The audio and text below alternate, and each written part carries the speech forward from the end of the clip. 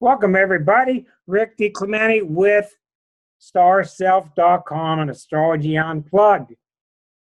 Nice to have you with us in about a 65th week, I think, something like that.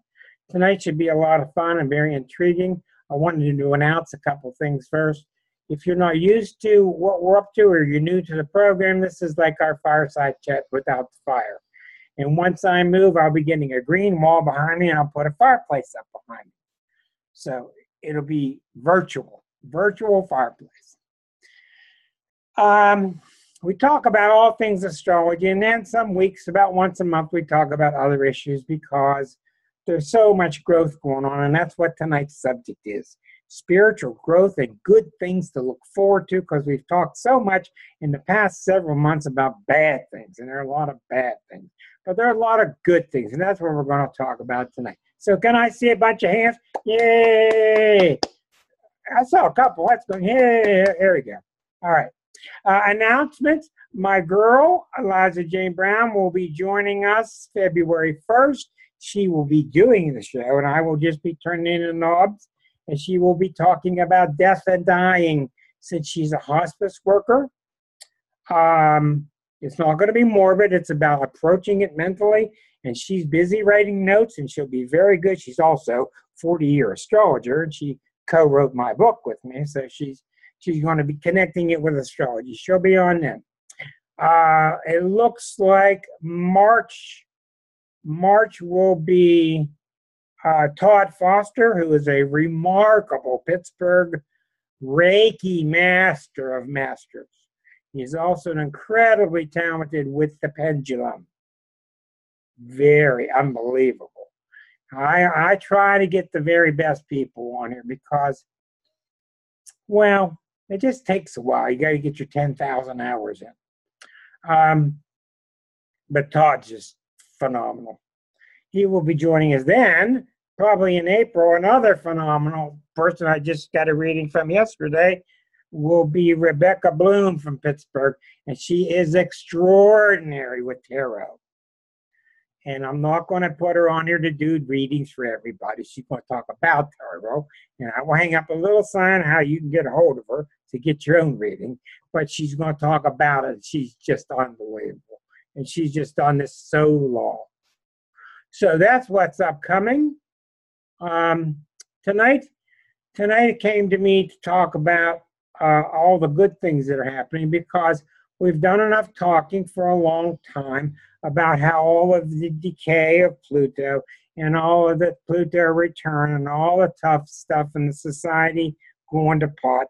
At the same time, on the other end of the seesaw, the spiritual movement's going up, up, up, up, up. People are waking up, sharpening up, getting with it. And if you're young, you can't see this too well, because if you're an old man like me, back in the days when you talked about this stuff, people didn't know what you're talking about. I used to be on my show in 1983, 80, 82, and I'd say, oh, you're under Neptune transit. All kind of spiritual stuff's coming your way. Oh, boy, big opening up of spiritual dimensions. And I say, what's going on? And they'd say, I just got back from Walmart.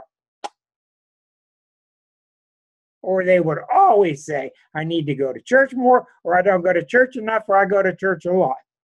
And I would say, I don't want an attendance report. That's not what I'm talking about. I'm talking about spiritual growth. They didn't know what I was talking about. Anyhow, people know now. And I think you can see real clearly, we in a bunch of trouble on this planet. And like I've said, I'm a down-to-earth astrologer, and I really hate to say this, but I really think that people up there are helping us now. I really think they are. Spirits, spirit guides. It's so glib, it's so easy to talk about. Angels, Jesus, God, Buddha, whatever you want to call it. I don't care what you call it. What we've been doing ain't working, folks, and that's why we're here. And it's wonderful to have this group together every week. And we all can remind each other, because we all got power. We're all smart. We all got different talents. So I want to talk about several things tonight. Why we're in this period. I've got to do some work here because I had a lot of trouble getting started, and I had to reboot the computer to get the camera to work right. So anyhow, you will notice tonight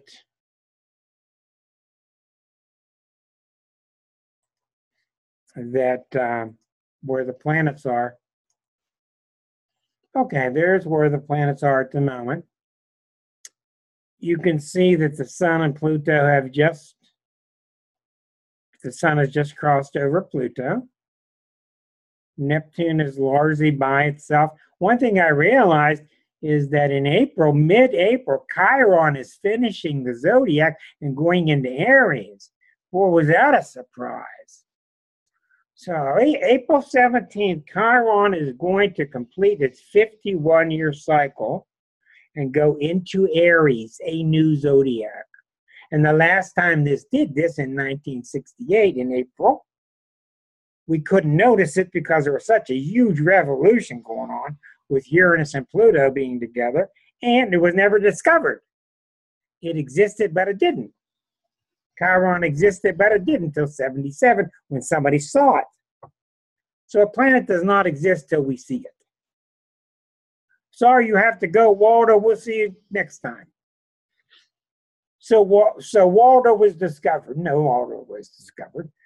Chiron was discovered in November of 77. And Chiron was a centaur, and he was the first astrologer.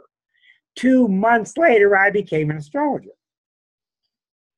in January 78. This is not a show that accepts coincidences. So in 68, when it entered Aries in the middle, you think anything happened in 68?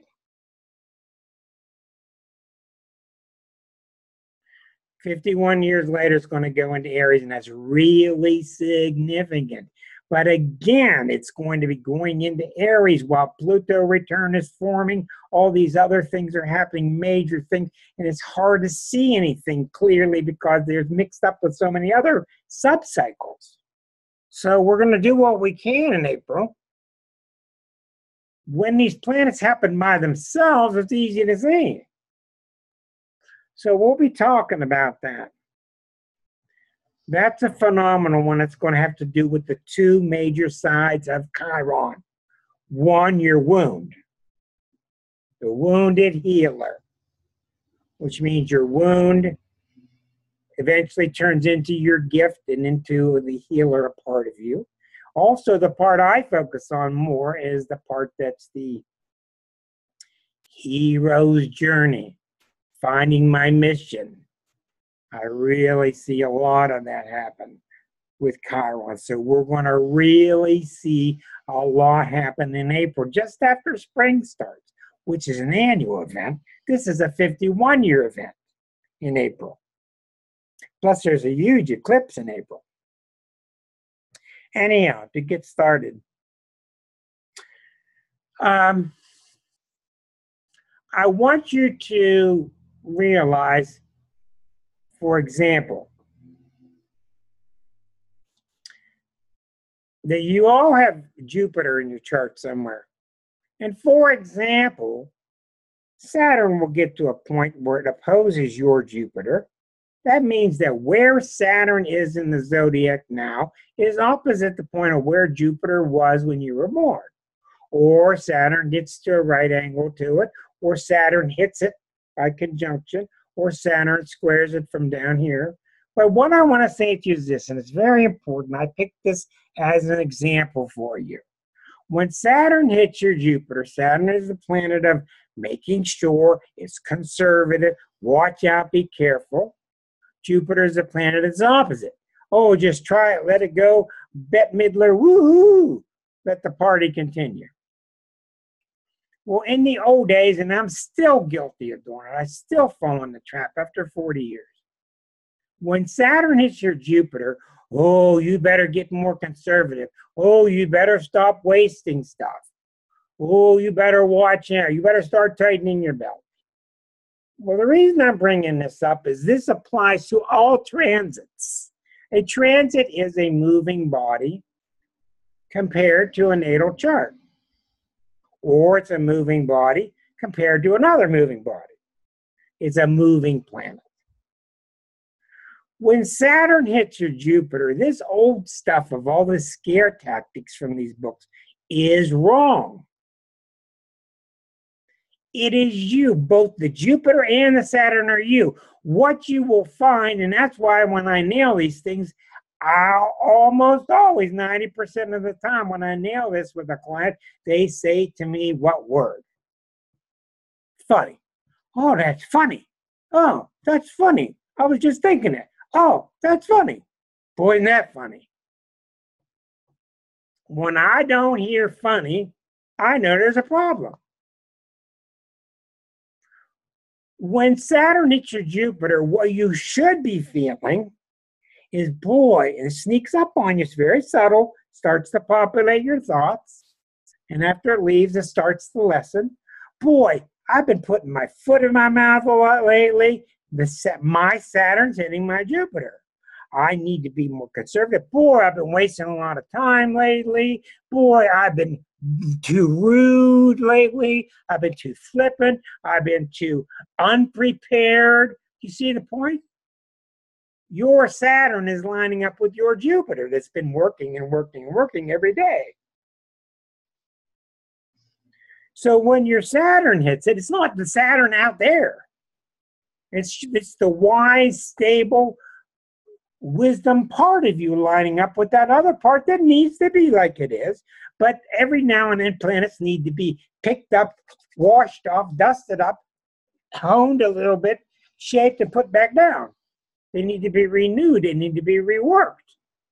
So when Saturn hits your Jupiter, it's a perfect time for you to become more conservative, start saving your money a little bit, start becoming a little more conservative, but not because somebody wants you to. It's not because some God is telling you to do it. And it's not because Saturn is telling you to do it. It's the Saturn part of you. Now, what happens is some people don't even notice it. That's what I listen for. Most people, boy, I've been feeling this, and they'll say, boy, that's funny. But when they don't notice it, that tells me there's numbness. That tells me the Saturn voice is too foreign to you, or Saturn screams at you all day long and you can't hear it. Or you're so captivated by something else going on in the chart. Maybe Uranus is on your moon, or Uranus is crossing your sun, and it's so loud you don't notice the Saturn. But I know what to listen for. Now on the opposite, let's say Jupiter's hitting your Saturn. Jupiter's going by, it's hitting your Saturn. Completely different. Boy, I've been too uptight. I need to let go. Boy, I've been controlling so much. I need to be a little more free form. It's the nature of the moving body. The moving body is the present day energy.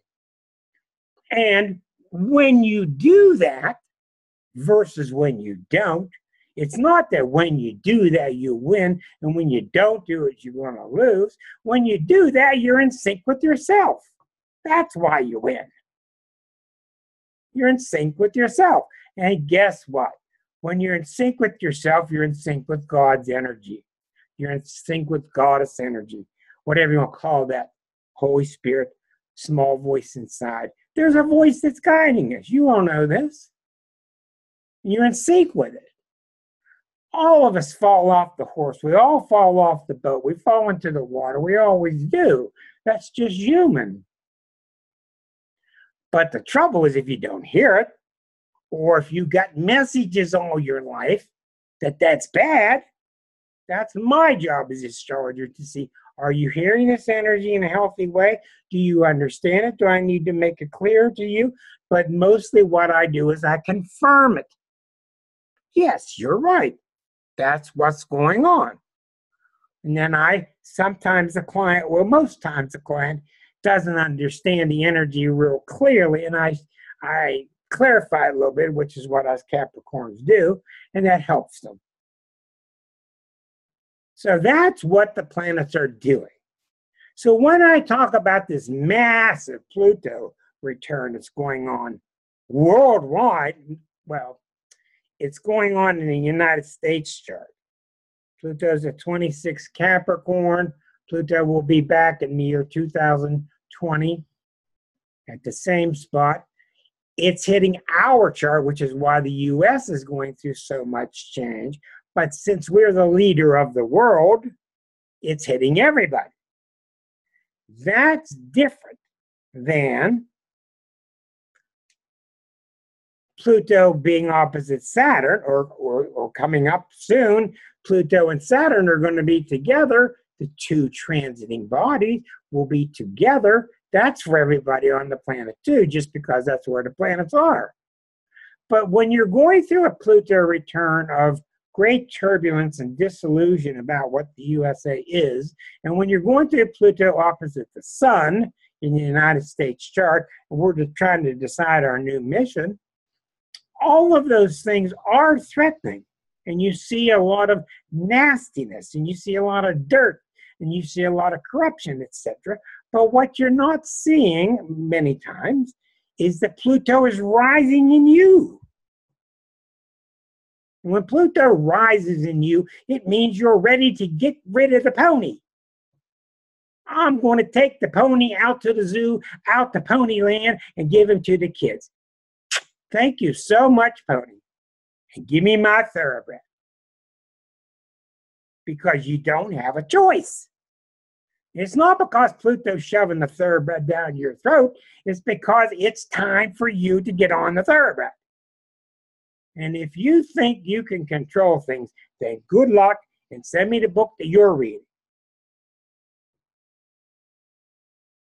That's the sub part of this talk tonight. You cannot control anything. Nothing. Nothing. Why do you think all these great books, Mayor Baba, Yogananda, Jesus, Buddha, all of them, they all end up, their final chapters, what do they say? When you let go, it'll be okay.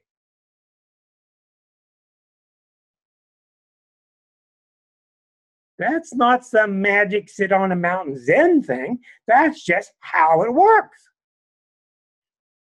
There she's showing off her cup. See, that Buddha's right on there, buddy. That's exactly right, Alfie. Exactly right. So what we're going through is this, and I'm going to jump around through lots of different hoops tonight because that's just the way I work, and that's just, you know, if you need somebody straight-laced and linear, you better find another astrology show because I can't do it. All right, I'm going to take you back in time. Woo! Go back in time. 1965. Let's go to the zodiac. Hello, Karen. Hello, Deborah. Nice to see everybody.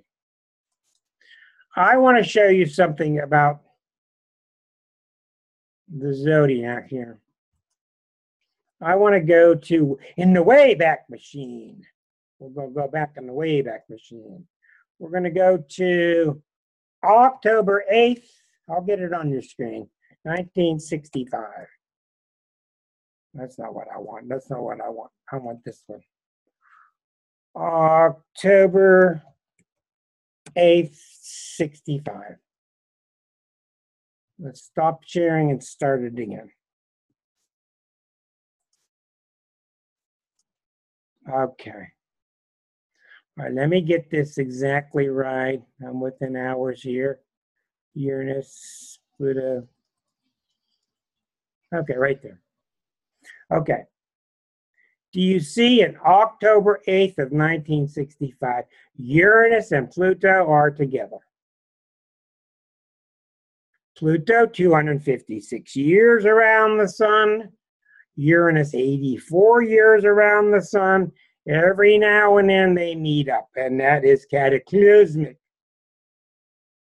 18 degrees of Virgo. If it's 17 plus, it's called the 18th degree. So You got this powerful, radical planet Uranus, this powerful, tumultuous planet Pluto, together in this tame, controlled sign of Virgo. And I got tons of clients that have Uranus, Pluto together in Virgo because they're in their 40s now. I guess 50s. 50s. Okay. This is why they started to affect. Remember, Uranus is faster moving, 84 years. So while it was moving, Pluto was still moving, but Uranus was moving faster, and it passed by, and they go back and forth. So the real effects of Uranus-Pluto was 60 to 71. And you can read all the details about this by Mr. Richard Tarnas in his phenomenal book that I keep harping on called Cosmos and Psyche. Okay? Because he will tell you what happened. So in 60 it started. In 63, here comes James Brown. Here comes 64. Here comes the Beatles. All of the radical stuff going on. 65 October. 10 days later, the Course in Miracles starts to be transcribed from Jesus. 10 days later. 1971, Uranus and Pluto start to separate. Well, the reason I'm bringing this up is because what it means, Uranus wants to change things for the better. Pluto wants to get rid of the old, replace it with the new. They're in the sign of Virgo, and Virgo is the common man. So what do we have in the White House? Poof! We got a Virgo man called LBJ, and what does he do? He does Medicare, Medicaid, white rights, black rights, women's rights, voting rights, etc. All this stuff. Now, we can get on to this for a long time, but I want to read you something that's interesting. This is a must book in astrology called, this is Dane Rudhyar's version of the Mandela, but this is really the Sabian symbols. S-A-B-I-A-N, Sabian symbols. And what that means, it's an old word. What that means is every degree of the zodiac has a meaning. Now, you may think this is far out, but wait till we get Rebecca Bloom on here to just blow your mind with the tarot cards. Unbelievable. In 1927, one of the great astrologers, Mark Edmund Jones, sat with a blind psychic named Elsie Wheeler in a park in San Francisco. And he got 360 blank cards, postcard types. And on it, he wrote 2 degrees Aries, 3 degrees Aries, 4 degrees Aries, shuffled them all up, one for each, and he held it to his head or to her head. I don't know how he did it, but she would hold, for instance, she did the first 180 in one session. She'd hold like 6 Capricorn, and she would give you a vision. 19 degrees Aquarius, and she did the first 180, took a break, came back, and then did the next 180. Now, here's where quantum physics comes in. What she saw is absolutely true and accurate, and a psychic doing it today would be too, and a psychic 3 weeks ago would be too. They're all different truths. They're all real. But hers became the standard. And the reason I'm harping on this 18th degree of Virgo, because you would think in Virgo this was about working, doing your work better. Virgo's about the underprivileged, helping people, etc. But what the finer aspects of the 18th degree of Virgo is, this was translated by one of our greatest astrologer ever, Dane Rudhyar, no longer with us, is that the 18th degree of Virgo had to do with the first manifestation of inner guidance. The difficulty is to correctly evaluate who, what, or who is doing the guiding. So, while the revolution appeared to be social, and it appeared to be in the work environment, what was really going on in the 60s was that humankind The psyche of humans was ready to start learning from intuition. Just before this, a couple years before this, was Vatican II. The church was scurrying, changing its way because it was making less money. But what they were trying to say, what that birth, that seed that was planted in October 8th of 65, that seed was about, we need to shift away from all the dogma you've been impressed with and start to follow your own intuition. That's not becoming some witch doctor going around some cactus plant. That's not saging somebody's house, whatever you want to do. It simply means we're going to start looking inside for God instead of following all the rules. Sit down, stand up, kneel. Sit down, stand up, kneel. And with you, Spirit. Saying all the right words in church. Well, I don't know what happened, but I went to church. It wasn't real. There's certainly a lot of people that go to church have very real experiences. Yes, but a lot of them are going and are going through the motions, don't know what's going on. So in 65 was the birth of the time period where we needed to start to learn from our intuition. And what did you start to see in the bookstores? You started to see little books by Uspensky, and little books by Blavatsky, and little books by Mayor Baba, and all the East started, the East started coming to the West. And it was the seeds of what's so common now. Well, I'm a Reiki master. Yeah, well, I'm a Reiki master. Well, I'm a Reiki master. Which one is the real Reiki master? Will you please stand? I'm making light of it, but those were the seeds. And in the past 5-6 years, what's happened is Uranus and Pluto have gone from conjunction into square, and those areas have been tested. So what's happening now is they're starting to separate enough that we're getting a break. Sometimes when the planets are too close, it's so chaotic, you can't think. You're too stirred up. Now that Uranus and Pluto are separating, what's happening is this. We're starting to get it. We're starting to stop listening. You wouldn't believe how many people I talk to now, and I tell them, stop listening to anybody. Stop it. Don't listen to anybody. I'm not trying to be an idiot here. Of course, somebody gives you good advice, or somebody that is an authority figure, sometimes that's good guidance. But mostly what I'm saying is you already know what to do. You know what to do. You know what to do. You would not believe how many people need permission. Permission. And you give them permission, they go, whew, I'm fine now. See my point? So, that's one of the great things that's happening now is we're learning to free ourselves. In conjunction with what I've been saying over the last 2 years, it's the end of mea culpa. My fault. We're seeing that we're not getting anywhere by beating ourselves.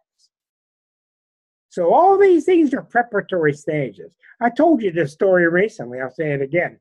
I'm on the phone with a lady from the South, and she said, boy, I'm learning a lot, and I'm doing my yoga, doing my meditating, but boy, I can't let anybody else in Atlanta know about this because I'm in the Bible Belt. They'll kick my butt.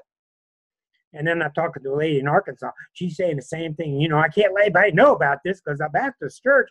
Oh, well, they'll kick my butt. And I'm talking to another lady in Alabama. She's saying the same thing. And I'm telling them, do you know how many of you are saying this? You're just not telling each other? So the churches are breaking down. They're breaking down.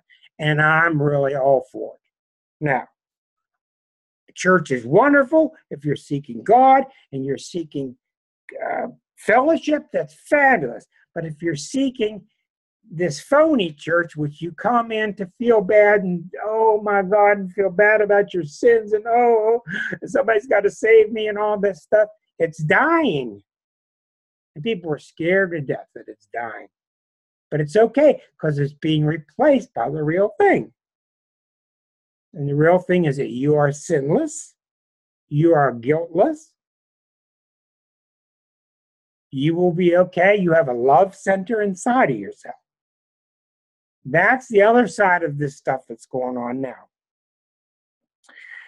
So when we see Chiron going into Aries in April, remember that's just after spring and it's going to last 51 years. This is the first time Chiron has gone into Aries when we're all aware of Chiron. This is the birth. This is the time when you want to launch something. When you want to launch a new initiative, a healing initiative, especially Chiron. Chiron's about healing. It's about healing yourself.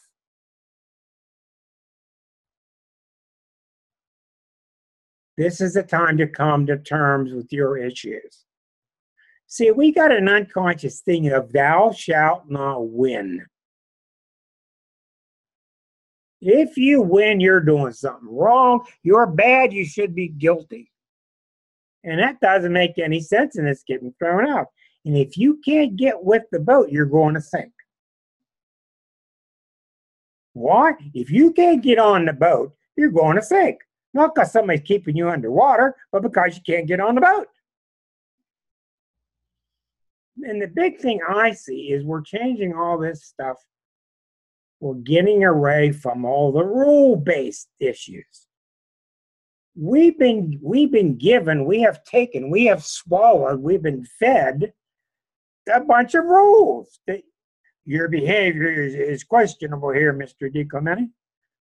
How's your behavior? Is that right, Miss Ferguson? Let's check your behavior. Is it right? Because we got this mythical thing, we're going to report you to somebody who's going to whip your butt. Nobody's going to whip your butt. So we're being liberated, and a lot of what happens during liberation is it's really scary.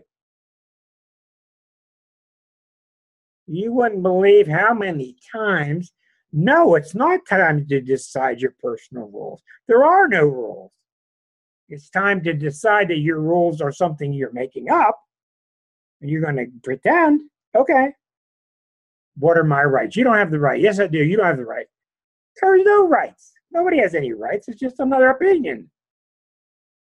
It's an opinion. But it's hard to go from holding on to the rails in the bus to not holding on to anything. It's hard to go from one to the other. And all the people who are glued to, oh, I'm in the right club and you're in the wrong one, they're going to battle you like hell that you're in the wrong club. And you would not believe how many people I talk to that will not let me take away their victimhood. You wouldn't believe it. People want to be a victim. I say, you're in charge of your own life. You control your own destiny. Oh, no, no, no. This guy did this to me, and she did this to me, and I did that to me. I say, well, I understand it looks like that, but you're really in charge. Oh, no, no, no. And they really want to be a victim. Why? Because it takes away your personal responsibility. So that's up to everybody. You got to face that one. Now, what do you think's happening? Pluto's been in, we're going to mix this theoretical stuff in with the planets today. What do you think's happening with Pluto in Capricorn, about 2/3 of the way through? Here comes Saturn now. Saturn has just entered Capricorn. Saturn will take 28 months. Pluto is going to be till 2023. So in a couple of years, Saturn and Pluto are going to be together in Capricorn. I'm really looking forward to that one. Very stern planets. This is really one of the masterpieces that Richard Tarnas wrote about. He wrote an excellent long chapter about Saturn and Pluto. Anyhow, these are the two stern planets. They're going to be together in the stern sign of Capricorn. Now, there's scary things about it, yes. There are a lot of really wild things that happened in the past when Saturn and Pluto opposed, when Saturn and Pluto squared. Yes. But what it means is we're going to get really serious about this has got to get fixed. Now, if you're not in alignment with that part of you that's screaming, this has got to be fixed. There's a part of you that's like a boss that says, I've been away for a while and I don't care what you say or what you did. This did not get fixed. This must get fixed. It must get fixed. That's what Saturn and Pluto is going to be. And it ain't going to be real kind. So that's what's coming here. You can see that coming, and even that's really good because that comes from what? That comes from a very passionate place, which is the Pluto, and getting it fixed is the Saturn. So if you think you're going to whistle past the graveyard the next 2-3 years, it's not going to happen. It's not going to happen. So that's why I really like this group and what we do, because we reinforce each other and we've got to speak up. We got to get rid of the hole who's calling other countries holes. We got to get rid of them now because we can't afford this stuff. We've got to get somebody in there that cares about us. Hello, Suzanne. Somebody that cares about us. Not somebody cares about their portfolio. If not, we're going down. Now, I can't say going down is not the best thing that's going to happen to us. Maybe that's the best thing for the planet, that's to go down. We're obviously the worst species on the planet. Most destructive. I don't know.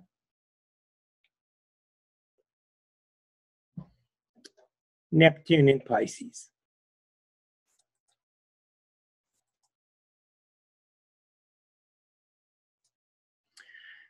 Neptune and Chiron have been traveling together in the sign of Pisces for the past several years, and they've been extremely powerful, but you didn't notice it. You're telling me you can't see it? What? Look at the date. I've refreshed the chart. Oh, it didn't refresh, did it? I put it on clock and it didn't refresh. Okay. Mm-hmm. Well, that ain't right, is it? No. Anytime I see you up there wiggling, I know something's wrong.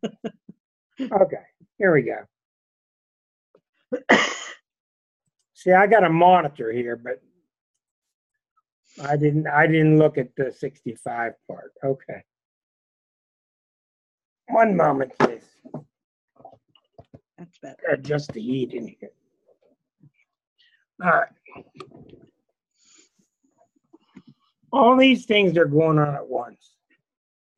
Well, in the past couple of years, we've had the Uranus traveling with Chiron. I'm sorry, the Neptune traveling with Chiron in the sign of Pisces.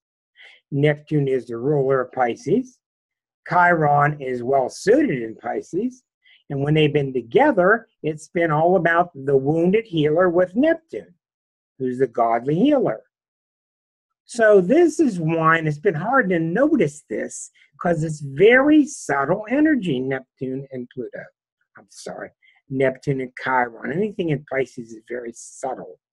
But it's been hard to notice because we've had this Eris, and Uranus has been lining up with Eris. We have all this Pluto noise. It's been all this crazy stuff, but underneath there's been all this going on. So in the past several months, these two are starting to separate. And what's happening when these two separate is you're getting more pure Neptune and you're getting more pure Chiron until April, and then Chiron's going to skip and do a new zodiac. But what I want to say is this, and this is something I noticed.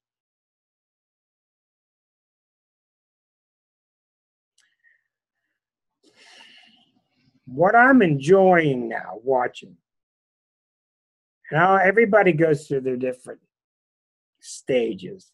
I'm enjoying shutting it all off. Shutting it all off and going with the glow. There's a glow inside me. You can see it when you meet people. There's a glow inside everybody. That's a wonderful thing when you see glow to glow, right? Isn't that what namaste means? And boy, the glow just doesn't do very well. Were you in church on Friday? Did you do your novenas here? Did you do that? Did you read that book? It just doesn't do well with all this stuff on it because it's your nature to glow. Think about the phenomenal people you've met that are like the Dalai Lama. People who are just wonderfully placid and they're just peaceful, and you just see them and there's such a simplicity and there's such a glow to them. People like Eckhart Tolle. There's such a beautiful, natural, simple glow. And when you're glowing, that's pure Neptune pouring through you. Pouring through you. So what's happening now? I know it can be scary because we've got an entire body of Congress that is practically useless. And we're seeing the breakdown of systems that the reason the systems are breaking down is because they're not made of truth. There's nothing complicated here. They're not real. They've run their course. They've BS'd us long enough, and they're falling apart. So to get from this system that we have, or you call it a system, to where we got to go is going to take time. And that's why it's so important for so many people I read for, so many people here, that you stop reading one-on-one. I mean, if you want to read one-on-one, or you want to heal one-on-one, or do massage one-on-one, that's okay. You don't need to stop it, but you need to be teaching the teachers. There are so many people out there waking up and they're just desperate for somebody to okay them. They need somebody to come along and say, you're okay, you're on the right track, go do it.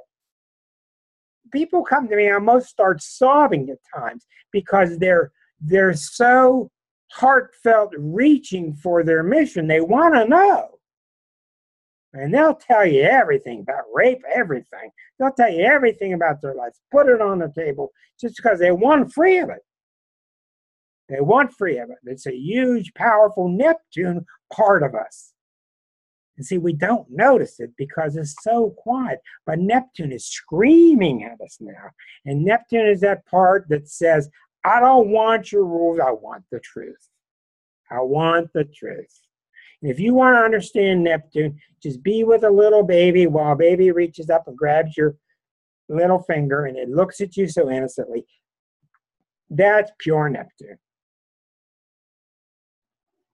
Has no rules, has no parameters. It's just you're looking at the ocean itself. How many people are with Pisces people now and then and you're like, you can't figure them out? The reason that is you reach inside of Pisces, there's nothing there. Think of the Pisces people you know. When you reach inside, there's no one home. And the reason no one's home is because they're everywhere. They're so big, and you keep looking for them to be here, like with an Aries or a Taurus or a Gemini.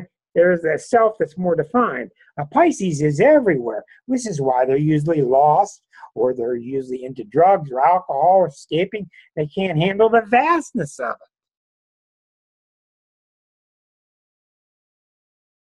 But it all comes back to the glowing. Walking around and allowing the glow.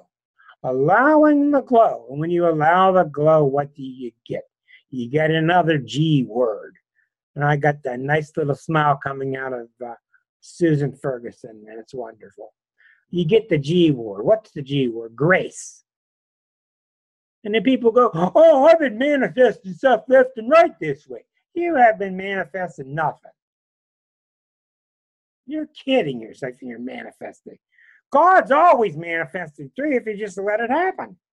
It's not some little secret you got from the book called The Secret. You did this stay in your head during the full moon. It's not you. So what does the Course in Miracles says? We're not worried about how weak we are. We're scared to death about how strong we are.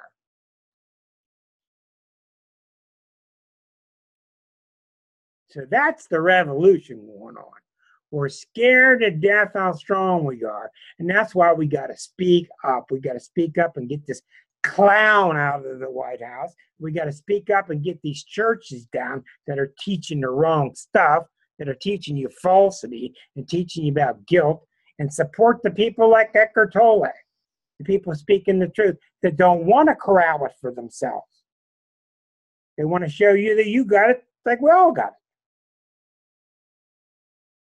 That's what I'm seeing. So what I was writing down here in some notes before the show is that we're confused. We're confused. We used to be so identified with our job. I'm a wife. I got a job. I got these kids. How about people? Their IDs on Facebook or emails are David's mommy.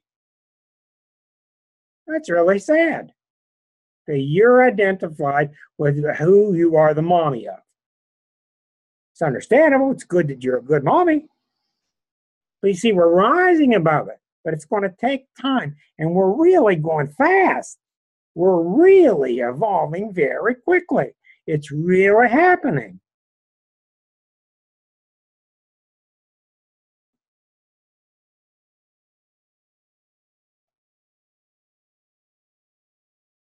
I don't know about you, but I have an instant barometer.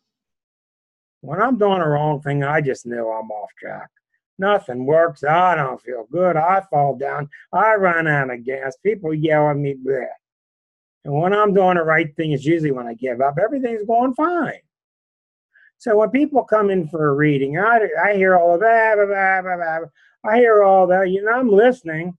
Oh, the car's not working, and they fired me at the job, and I can't find the house I want. And all I'm hearing is you're just not in sync. You're syncable. You're just not in sync. I get lost. I get found. Same thing too. And boy, the big thing is that, can I leave the job because the job's giving me insurance?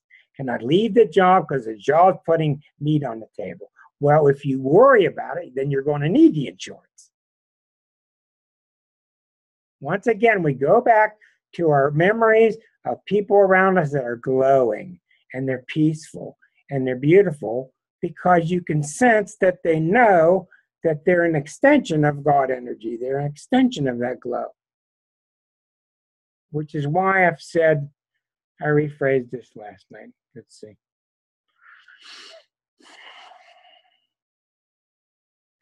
It is best for us to allow the goddess energy to shine through us as goddess.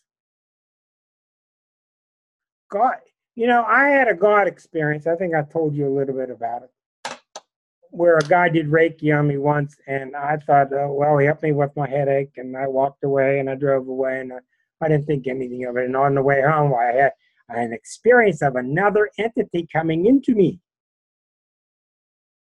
after 50 years of study, and it was a higher self. It was a higher, bigger Rick that came inside the other Rick. And the other Rick I'm used to was over in the corner watching all this, and this bigger Rick was just so knowing and so strong and so peaceful.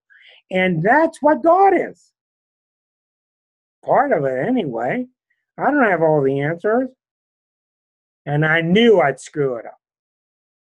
I knew I'd screw it up, and I knew I would take that beautiful new culvert and I would screw it up with weeds and with junk and garbage, and I would lose touch with it. It lasted for 3 days of bliss, which you see everybody describing. So I guess what I'm saying, and we're going to come out of this rant and rave here in a few minutes and open up the phones to everybody here in a second. I guess what I'm saying is this. One of the worst things that we have inherited is this bullshit that we got to be nice and peaceful, can't hurt anybody. And we got to be, peaceful, never get mad and all this because we're Neptune children and we're light workers. That's a bunch of crap. We need to speak our mind. We don't need to get violent and angry and screaming, but we need to start speaking out when people are saying stupid, idiotic things around us. We got to say, no, that doesn't work anymore. No, we're not going to do it anymore. We're not going to do it. That's all I can say. That's all I can say. I'm out of most of my words, which is really miraculous for me. So everybody wave goodbye. Bye-bye to all our YouTubers. And hello to all us unpluggers. Thank you for joining us. Oh, I want to show you this before I forget. There you go.